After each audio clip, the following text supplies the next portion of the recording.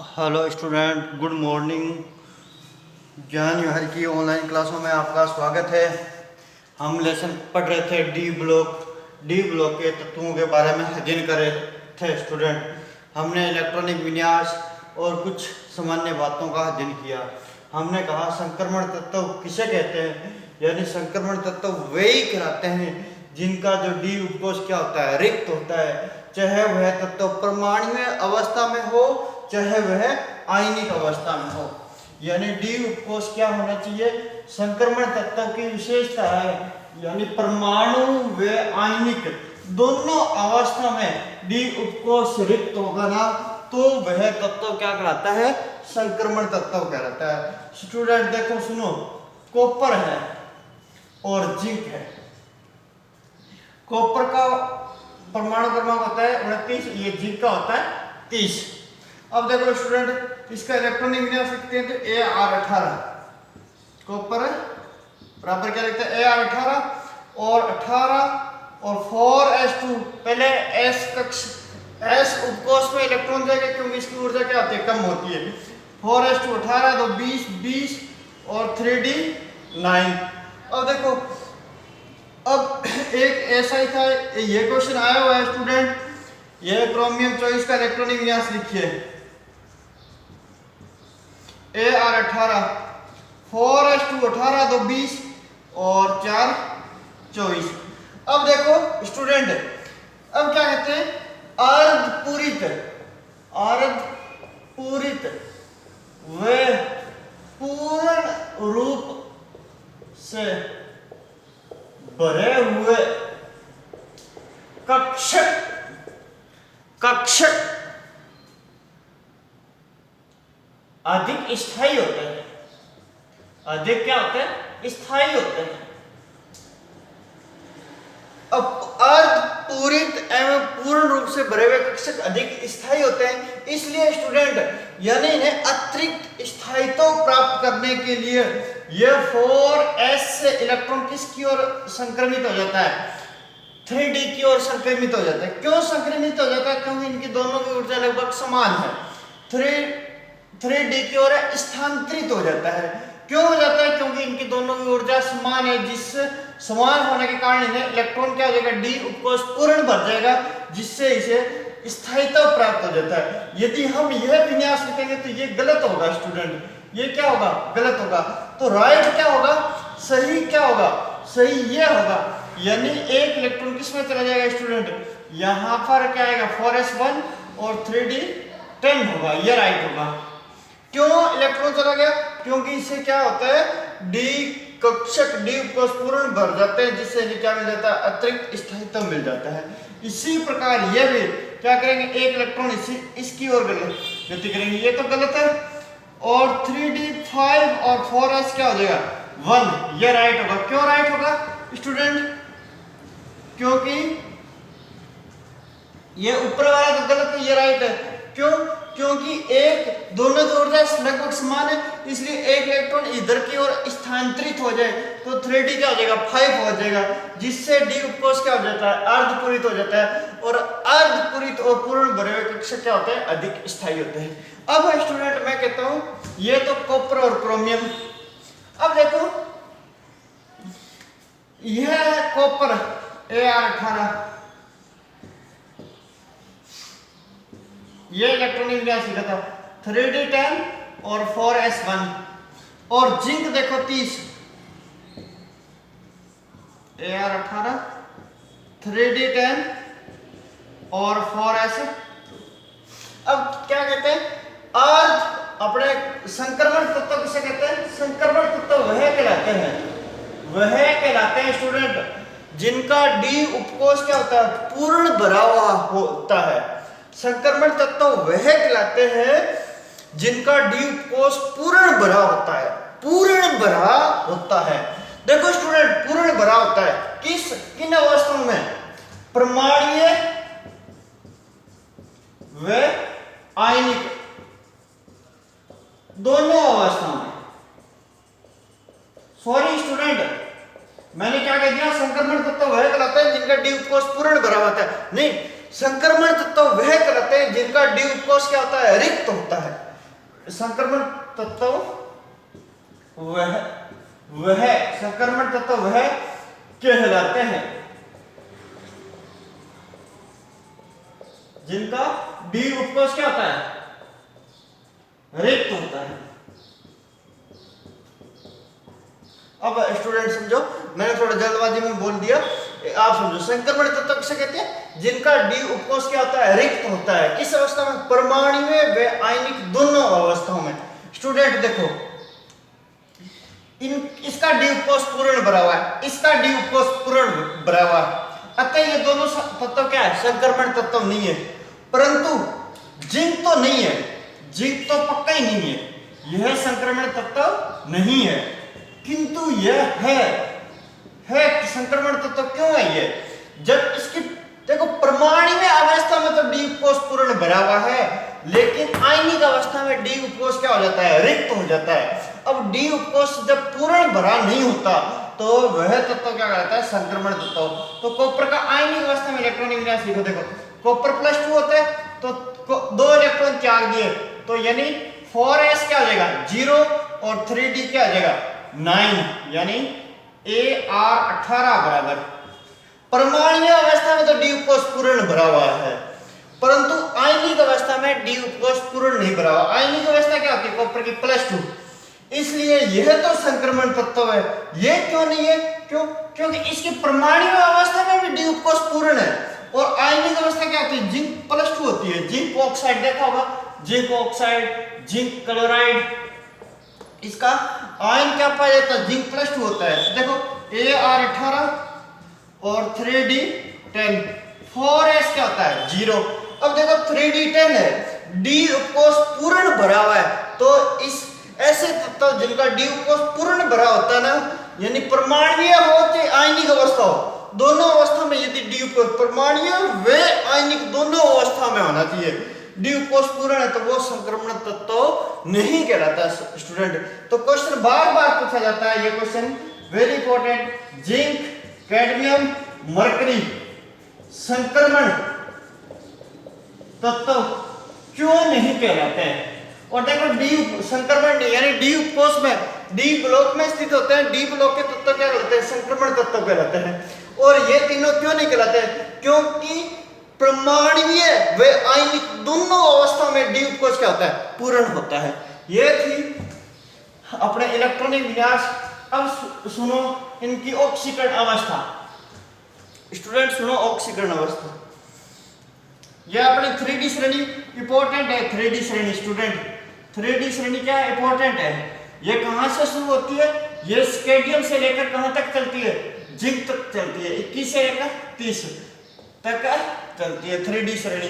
3D श्रेणी का सामान्य इलेक्ट्रॉनिक विन्यास क्या होता है, 3D 1 से 10 और 4s 1 से 2, ये 3D श्रेणी का सामान्य इलेक्ट्रॉनिक विन्यास होता है। देखो स्केडियम,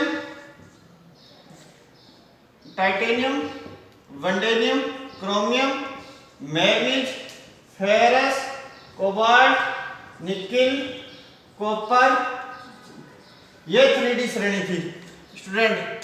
21, 22, 23, 24, 25, 26, 27, 28, 29, 30। अब देखो स्टूडेंट सुनो, इनका इलेक्ट्रॉनिक विन्यास लिख लिया था हमने। क्या लिख लिया था, इलेक्ट्रॉनिक विन्यास लिख लिया था। Ar18 बराबर था ना, Ar18 बराबर क्या था, 4s2 3d1, 3d2 4s2, 4s2 3d3। देखो 23 होता तो 18 2 20, 20 3 23, 4s1 3d5, ये थोड़ा अलग है, 3d5 4s2, 3d6 4s2, 4s2 3d7, 4s2 3d8, 4s1 3d10। ये समझ रहे हो ना, ये चीजें तो अपने समझ चुके हैं, ठीक है ना। क्यों हो जाता है, क्योंकि 8 पूरी कक्षकों का स्थायित्व अधिक होता है। यह हो गया इनका इलेक्ट्रॉनिक विन्यास स्टूडेंट, यह आपने समझ लिया था। अब इनकी इंपॉर्टेंट दूसरी बात देखो, ऑक्सीकरण अवस्था। ऑक्सीकरण अवस्था मुख्य रूप से यह तत्व किस इनकी आयनिक अवस्था कौन सी, इनकी ऑक्सीकरण अवस्था कौन सी। स्टूडेंट देखो 2 इलेक्ट्रॉन त्यागेगा तो +2 और 3 त्याग देगा +3। तो स्टूडेंट यानी 3 इलेक्ट्रॉन त्याग कर ये क्या ग्रहण कर लेता है, उत्कृष्ट गैस विन्यास धारण कर लेता है। ये +2 +3 +4 4 इलेक्ट्रॉन +2 +3 +4 +5। ये स्टूडेंट देखो +2 +3 +4 +5 +6। ये कैसे पता चला कि यानी क्रोमियम की ऑक्सीकरण अवस्था क्या होती है, +6 तक होती है। क्रोमियम 6 इलेक्ट्रॉन त्याग सकता है। देखो 1 इलेक्ट्रॉन ये त्याग दिया, 5 ये त्याग देंगे तो 6 इलेक्ट्रॉन त्याग कर 6 इलेक्ट्रॉन इनसे कौन ग्रहण करता है, जिनकी विद्युत ऋणात्मकता उच्च होती है। तो हमेशा है ना, हमेशा ऑक्सीजन और जो फ्लोराइड है इनके साथ कोई भी तत्व उच्चतम ऑक्सीकरण अवस्था दर्शाता है। क्यों दर्शाता है स्टूडेंट, क्योंकि इनका आकार छोटा होता है और इनका आकार छोटा होता है, विद्युत ऋणात्मकता अधिक होती है, इलेक्ट्रॉन ग्रहण करने की प्रवृत्ति अधिक होती है।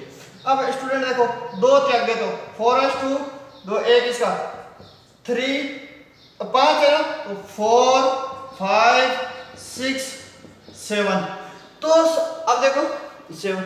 इसके बाद है ना मैग्नीज तक, तो इनकी इन तत्वों की ऑक्सीकरण अवस्था बढ़ती है। इसके बाद घटनी शुरू हो जाती है, क्योंकि इलेक्ट्रॉनों का क्या हो जाता है, युग्मन हो जाता है।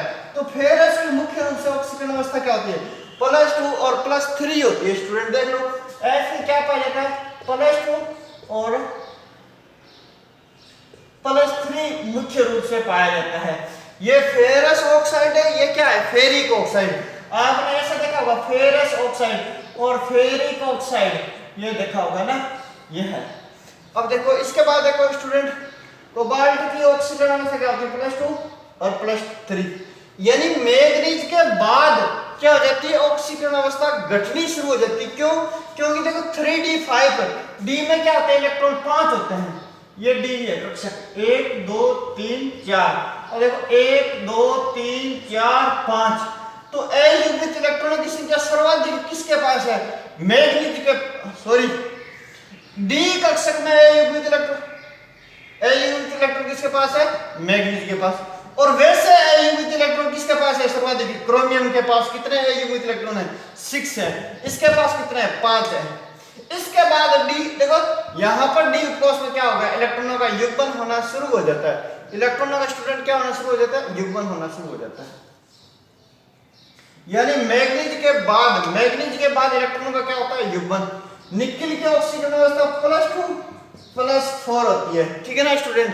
और कॉपर की ऑक्सीकरण अवस्था +1 +2 और मैग्नीज की ऑक्सीकरण अवस्था क्या है, +2 ही होती है। 2 इलेक्ट्रॉन त्याग कर इसका क्या हो जाता है, स्थायित्व ग्रहण कर लेता है। एक और देखो क्रोमियम यदि 1 इलेक्ट्रॉन त्यागे तो ये क्या दर्शाता है, +1 ऑक्सीकरण अवस्था दर्शाता है। तो स्टूडेंट एक बात सुनो, इनकी ऑक्सीकरण अवस्था या इलेक्ट्रॉनिक विन्यास पर आधारित क्वेश्चन देखो, इनके इलेक्ट्रॉनिक विन्यास को देखो, इनके इलेक्ट्रॉनिक विन्यास पर आधारित क्वेश्चन पूछे जाते हैं। जैसे पूछ ले आपसे सर्वाधिक 3D श्रेणी के किस तत्व के पास सर्वाधिक अयुग्मित इलेक्ट्रॉन होते हैं। सर्वाधिक अयुग्मित इलेक्ट्रॉन किसके पास है स्टूडेंट, देखो 1 ये 5 और 1 देखो युग्मित नहीं है, 3d5 और 1 ये अयुग्मित इलेक्ट्रॉन किसके पास है, 6। अयुग्मित इलेक्ट्रॉन किसके कितने हैं, 6 किसके पास है, क्रोमियम के पास है। अब देखो 3D श्रेणी का कौन सा तत्व उच्चतम ऑक्सीकरण अवस्था दर्शाता है, अधिकतम किस तत्व की अधिकतम ऑक्सीकरण अवस्था होती है, मैग्नीज की होती है स्टूडेंट, मैग्नीज की होती है। देखो मैग्नीज की ऑक्सीकरण अवस्था अधिकतम है, कितनी है, 7 है। तो देखो अधिकतम अयुग्मित इलेक्ट्रॉन तो क्रोमियम के पास है, किंतु अधिकतम या उच्चतम ऑक्सीकरण अवस्था कौन दर्शाता है, मैग्नीज दर्शाता है। अब देखो ऐसे क्वेश्चन आ जाता है, एक और सुनो, 3D श्रेणी के 2 तत्व जो कि +1 ऑक्सीकरण अवस्था दर्शाते हैं। +1 कौन दर्शाता है, एक तो देखो कॉपर है +1, एक क्रोमियम +1 भी दर्शाता है। पहली बात एक तत्व पूछे नहीं आपसे, भाई एक तत्व का नाम बताइए जो क्या दर्शाता है +1, तो आप ओनली फॉर कॉपर का एग्जांपल दोगे। अगर 2 पूछ ले तो क्रोमियम का। अब क्वेश्चन आ जाए, देखो ये जो 3D की जो अपने डी ब्लॉक के तत्व है वो क्या दर्शाते हैं, एक से अधिक ऑक्सीकरण अवस्था रखते हैं, परिवर्तनशील ऑक्सीकरण अवस्था रखते हैं। परिवर्तनशील ऑक्सीकरण क्वेश्चन आ जाते हैं तो ये जो अपने डी ब्लॉक के तत्व या 3D श्रेणी के तत्व परिवर्तनशील ऑक्सीकरण अवस्था क्यों दर्शाते हैं, क्योंकि 3D और 4s की ऊर्जा लगभग क्या होती है, समान होती है, इसलिए ये एक से अधिक ऑक्सीकरण अवस्था रखते हैं। स्टूडेंट 3D श्रेणी के तत्व एक परिवर्तनशील ऑक्सीकरण अवस्था क्यों दर्शाते हैं स्टूडेंट, क्योंकि इनके अपने 4s और जो 3D की ऊर्जा लगभग क्या होती है, समान होती है। अब एक क्वेश्चन और सुनो स्टूडेंट, ऐसे तत्व का या 3D श्रेणी का एक ऐसे तत्व का नाम बताइए जो परिवर्तनशील ऑक्सीकरण अवस्था नहीं दर्शाता है, जो परिवर्तनशील ऑक्सीकरण अवस्था नहीं दर्शाता। देखो कितने क्वेश्चन बढ़ जाते हैं, बस इसी प्रकार का क्वेश्चन पूछा जाता है 1 नंबर का, इसी प्रकार का क्वेश्चन पूछा जाता है 1 नंबर का। देखो कौन सा जो परिवर्तनशील है, देखो ये भी कितनी ऑक्सीकरण अवस्था रख रहे हैं, 1 2 3, ये देखो कितनी परिवर्तनशील ऑक्सीकरण, एक से अधिक ऑक्सीकरण अवस्था रखते हैं। परंतु ये जो मैग्नीज है ये क्या दर्शाता है, ओनली फॉर +2 ऑक्सीकरण अवस्था ही दर्शाता है। मैग्नीज क्या दर्शाता है, +2 ऑक्सीकरण अवस्था। अगर 2 तत्व पूछ ले आपसे स्टूडेंट, 2 तत्व पूछ ले तो पहला तो मैग्नीज है, पहला तो कौन सा है, मैग्नीज है मेरे स्टूडेंट।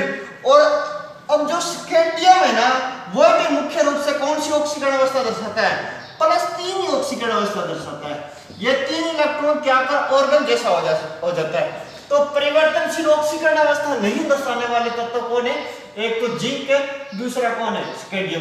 तो पहले नंबर पर जिंक आना चाहिए। कुछ छुटपुटे केस होते हैं जिनमें ऑक्सीकरण अवस्था क्या दर्शा देता है, +2 अवस्था। इसलिए स्टूडेंट यानी ये 99.99% तो क्या है, परसेंटेज तो क्या है, +3 ऑक्सीकरण अवस्था ही दर्शाता है। यदि आपसे पूछ ले तो 2 तत्वों के नाम बताइए, तब आपका पहला ये होना चाहिए मैग्नीज, नंबर 2 होना आंसर क्या होना चाहिए, स्कैंडियम। सर्वाधिक अयुग्मित इलेक्ट्रॉन किसके पास है, इसके पास अपने क्रोमियम के पास। उच्चतम ऑक्सीकरण अवस्था कौन दर्शाता है, मैग्नीज। अब क्वेश्चन आ जाता है 3D श्रेणी के तत्व ऑक्सीजन एवं फ्लोराइड के साथ ही उच्चतम ऑक्सीकरण अवस्था क्यों दर्शाते हैं, क्योंकि इनकी आकार छोटा होता है, विद्युत ऋणात्मकता क्या होती है, अधिकतम होती है, इसलिए इनके साथ क्या दर्शाता है, उच्चतम ऑक्सीकरण अवस्था दर्शाते हैं। अब मेरे स्टूडेंट सुनो, यह तो इनके इलेक्ट्रॉनिक विन्यास और इसका ऑक्सीकरण अवस्था, ये इनकी ऑक्सीकरण अवस्था थी। स्टूडेंट ध्यान से इसको तैयार कर लेना इस मैटर को, बहुत यानी 3 नंबर के जो क्वेश्चन होंगे ना, 3 क्वेश्चन होंगे, बिल्कुल सरल क्वेश्चन होते हैं। इनका आप इलेक्ट्रॉनिक विन्यास, इसकी ऑक्सीकरण अवस्था बहुत ही ध्यान से पढ़ना और इससे संबंधित क्वेश्चन आप खुद बना के देखना। अब देखो एक क्वेश्चन आता है, जैसे ये टाइटेनियम क्या है, +4 है ना, तो आपसे आ जाए टाइटेनियम +4 का चुंबकीय आघूर्ण ज्ञात कीजिए। चुंबकीय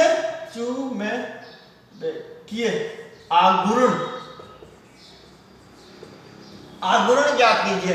अब देखो स्टूडेंट, चुंबकीय आघूर्ण ज्ञात करने के लिए क्या करते हैं, अपने सूत्र है चुंबकीय आघूर्ण बराबर म्यू बराबर, चुंबकीय आघूर्ण को किससे लिखते हैं, म्यू बराबर होता है n+2, n और n+2 ये ब्रैकेट में बंद है, ये सूत्र है चुंबकीय आघूर्ण म्यू ज्ञात करना है, बराबर है चुंबकीय आघूर्ण की इकाई क्या होती है, बोर मैग्नेटॉन।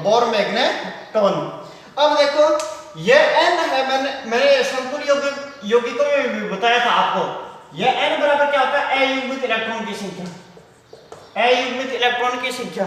अब मेरे स्टूडेंट इससे आपसे पूछ लिया टाइटेनियम +4 का क्या करो, आप चुंबकीय आघूर्ण ज्ञात करो। यानी +4 का अर्थ क्या हुआ, इसने 4 इलेक्ट्रॉन त्याग दिए हैं, तो इसका देखो यानी इसके टाइटेनियम का क्या होता है, परमाणु अवस्था में इलेक्ट्रॉनिक विन्यास क्या होता है स्टूडेंट? 22 होता है। परमाणु क्रमांक कितना? 22। तो देखो Ar18 और 3d2 और 4s2, इसने 4 इलेक्ट्रॉन त्याग दिए। तो अब देखो डी के पास तो जो ऑर्गन है उसके पास तो सारे के सारे क्या है भाई, पहले इसका इस अवस्था में तो ये इलेक्ट्रॉनिक विन्यास है, और टाइटेनियम +4 अवस्था में इलेक्ट्रॉनिक विन्यास क्या होगा? Ar18 और 3d 0 और 4s 0। अब बताओ इनके पास ए युग्मित इलेक्ट्रॉन है? ए युग्मित इलेक्ट्रॉन नहीं है। कितने ए युग्मित इलेक्ट्रॉन? यानी ए युग्मित इलेक्ट्रॉन का मान कितना है? 0 है। तो n बराबर क्या रख दूंगा? 0 और 0 + 2, ठीक है ना स्टूडेंट? तो 0 और यह क्या हो गया? 0 को प्लस करोगे 2 आ जाएगा, परंतु इंटू करोगे तो क्या आ जाएगा? 2 को 0 से 0 को 2 से इंटू करोगे तो क्या आएगा? 0। तो इसके अपने चुंबकीय आघूर्ण म्यू बराबर क्या हो जाएगा? 0 बार मैग्नेटॉन, यानी इसका चुंबकीय आघूर्ण क्या होगा? 0 होगा। तो चुंबकीय आघूर्ण इस प्रकार से क्वेश्चन पूछा जाता है, यानी इनका इलेक्ट्रॉनिक विन्यास के आधार पर आप क्या कर सकते हो? चुंबकीय आघूर्ण ज्ञात कर सकते हो। अब इसी प्रकार आपसे पूछ ले कॉपर +2 का चुंबकीय आघूर्ण ज्ञात कीजिए। कॉपर +1 का चुंबकीय आघूर्ण ज्ञात कीजिए।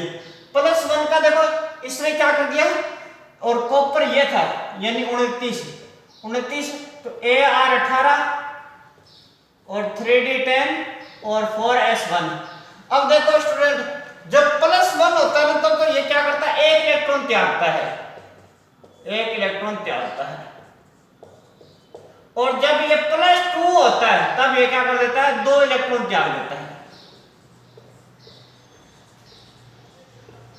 अब देखो आपसे पूछ ले इसका चुंबकीय आघूर्ण क्या है? इसमें तो 0 इलेक्ट्रॉन है, और जो 3d है 3d देखो 1 2 3 और 4, इसमें देखो इलेक्ट्रॉन कितने हैं? 10 है। 1 2 3 4 5 6 7 8 9 10। अब ए युग्मित इलेक्ट्रॉन कोई है नहीं है, तो इसका चुंबकीय आघूर्ण तो क्या होगा? 0 होगा। और यह क्या होगा? इसका चुंबकीय आघूर्ण देखो कितना होगा? इसका चुंबकीय आघूर्ण यानी इसके पास ए युग्मित इलेक्ट्रॉन कितने हैं? देखो डी में कितने हैं भाई? 1 2 3 1 2 3 4 5। जो डी उपकोष कितने में भागों में बंटा था? 5 कक्षों में बंटाता है। 1 2 3 4 5 6 7 8 9। ए युग्मित इलेक्ट्रॉन कितने आ गए? 1। तो इसका चुंबकीय आघूर्ण क्या लिखूंगा मैं? चुंबकीय आघूर्ण बराबर n+2, तो क्या आ जाएगा? म्यू बराबर ए युग्मित इलेक्ट्रॉन की कितनी है? 1, और 1 + 2 तो क्या है? 3 अंडरवुड क्या आ जाएगा? 3 12 में ये आ जाएगा स्टूडेंट। इसको आगे हल कर लेना, अंडरवुड 3 का मान कितना होता है। इस प्रकार से हम क्या कर सकते हैं? इलेक्ट्रॉनिक विन्यास यानी चुंबकीय आघूर्ण निकाल सकते हैं। अब देखो नेक्स्ट स्टूडेंट, नेक्स्ट बात क्या होगी? इसका ऑक्सीकरण अवस्था हो गया, इसका चुंबकीय आघूर्ण निकाला जा सकता है। इससे संबंधित जो भी क्वेश्चन बना के पूछे जाते हैं वो आसानी से आप हल कर सकते हो। जिंक अपने संक्रमण तत्व क्यों नहीं कहलाता है? क्योंकि इसकी परमाणुीय व आयनिक दोनों अवस्था में क्या है? डी उपकोष भरा हुआ है। तो दोनों अवस्था में क्या होना चाहिए? रिक्त होना चाहिए, यानी परमाणुीय या आयनिक अवस्था में क्या हो? डी उपकोष रिक्त हो। अधिकतम ऑक्सीकरण अवस्था क्या दर्शाता है? मैग्नीज। अब देखो इनकी परिवर्तनशील ऑक्सीकरण अवस्थाएं हैं, तो यह क्या है? अधिकतम ऑक्सीकरण अवस्था दर्शाते हैं। स्टूडेंट देखो मैग्नीज है ये +2, तो यदि ऑक्सीजन के साथ जुड़ेगा तो मैग्नीज में यहां पर मैग्नीज का ऑक्सीकरण क्या? +2। +3 में क्या होगा? MnO3। ये आपको समझ तो रहे हो ना? और 4 में क्या हो जाएगा? MnO2। और 5 में MnO5। अब देखो 7 में MnO7। इसी प्रकार 6 भी आ जाएगा। अब देखो स्टूडेंट,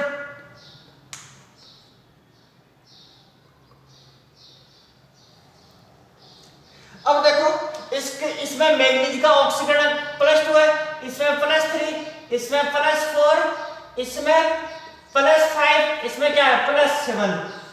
यह ऑक्सीकरण अवस्था है, ये एक से अधिक ऑक्सीकरण अवस्था दर्शा रहा है। और हमेशा ही उच्चतम ऑक्सीकरण अवस्था किसके साथ दर्शाई जाती है?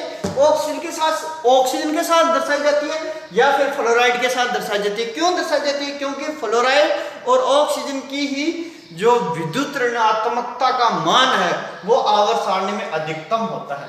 तो मेरे स्टूडेंट, जैसे जैसे ऑक्सीकरण अवस्था बढ़ती है वैसे वैसे ऑक्साइडों में कौन सी प्रवृत्ति बढ़ती है? अम्लीय गुण बढ़ता है। अम्लीय गुण में क्या होती है? वृद्धि होती है। तो मेरे स्टूडेंट समझ लेना, यानी हमेशा ही कोई भी तत्व उच्चतम ऑक्सीकरण एक तो अवस्था स्थायी होती है और उच्चतम ऑक्सीकरण अवस्था का जो ऑक्साइड होता है वो क्या होता है? निम्न से उच्च, जो लो से हाई वाला, लो ऑक्सीकरण अवस्था से हाई ऑक्सीकरण अवस्था वाला जो ऑक्साइड क्या होगा? अधिक अम्लीय प्रवृत्ति का होगा। तो इनके अम्लीय गुण, आपसे क्वेश्चन आ जाए मैग्नीज के ऑक्साइडों को अम्लीय गुण के जो अम्लता के प्रबलता के क्रम में व्यवस्थित कीजिए। यानी प्रबलता का कौन सा क्रम? अम्लीय का गुण का बढ़ते क्रम में व्यवस्थित कीजिए। बढ़ता क्रम कौन सा हो जाएगा? ये हो जाएगा मेरे स्टूडेंट। यानी जैसे जैसे ऑक्सीकरण अवस्था बढ़ती है ना वैसे वैसे अम्लीय गुण में भी क्या होती है? वृद्धि होती है। तो ये स्टूडेंट इसके ऑक्सीकरण अवस्था वाला था। यानी आप देख लेना, ये एक क्या दर्शाते हैं? परिवर्तनशील ऑक्सीकरण अवस्था दर्शाते हैं। क्यों दर्शाते हैं? क्योंकि 3D और 4s की ऊर्जा लगभग क्या होती है? समान होती है। और ये जो जिंक है वो परिवर्तनशील ऑक्सीकरण अवस्था नहीं दर्शाता। नंबर 2 पर कौन आता है? स्केडियम। और सर्वाधिक अयुग्मित इलेक्ट्रॉन किसके पास है? क्रोमियम के पास। उच्चतम ऑक्सीकरण, ये क्वेश्चन आया हुआ है क्वेश्चन। यानी 3D श्रेणी का कौन सा तत्व उच्चतम ऑक्सीकरण अवस्था दर्शाता है? मैग्नीज दर्शाता है। अयुग्मित इलेक्ट्रॉनों की संख्या किसके पास है? क्रोमियम के पास है। और देखो एक क्वेश्चन और पड़ जाता है, जो जिंक और स्केडियम के जो लवण होते हैं वो हमेशा क्या होते हैं? रंगहीन होते हैं। आप देखो जिंक सल्फेट है, इसका विलयन रंगहीन होगा, रंगहीन होता है। जबकि कॉपर सल्फेट का विलयन कैसा होगा? नीले रंग का होता है, यानी रंगीन होता है। क्यों? क्योंकि कॉपर +2 अवस्था होती है ना, कॉपर की +2 अवस्था। तो अभी लिखी थी कॉपर की +2 अवस्था में अयुग्मित इलेक्ट्रॉन होते हैं। +2 अवस्था में क्या रहता है? कॉपर +2 है। कॉपर +2 का अर्थ क्या है? AR18 देखो स्टूडेंट, AR18 और 3D9 और 4s क्या हो जाएगा? 0।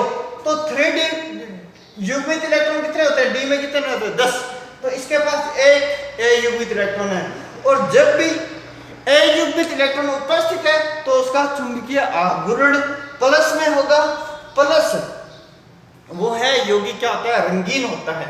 तो आपका जो जिंक है उसकी +2 ऑक्सीकरण अवस्था के बाद जब जिंक सल्फेट बनेगा तो क्या आ जाएगा? 3D10 हो जाएगा और ये इलेक्ट्रॉन त्याग देगा। ये कौन सी ग्रहण कर लेता है? सल्फेट ग्रहण कर लेता है। इसलिए जिंक के जो भी लवण होंगे वो रंगहीन होंगे, और यानी इसके लवणों का विलयन रंगहीन होगा। और इस कॉपर के लवणों का विलयन कैसे होगा? रंगीन होता है, क्योंकि कॉपर +2 अवस्था में 3D9 इलेक्ट्रॉनिक विन्यास पाया जाता है, जिसमें क्या पाए जाते हैं? अयुग्मित इलेक्ट्रॉन होते हैं। स्टूडेंट इसको पढ़ के देखना और इससे संबंधित आप अपने आप क्वेश्चन बनाना। नेक्स्ट क्लास में अपने मिलेंगे। आप इसी प्रकार से ज्ञान विहार की ऑनलाइन क्लासों का क्या लो? आनंद लो। All the best student.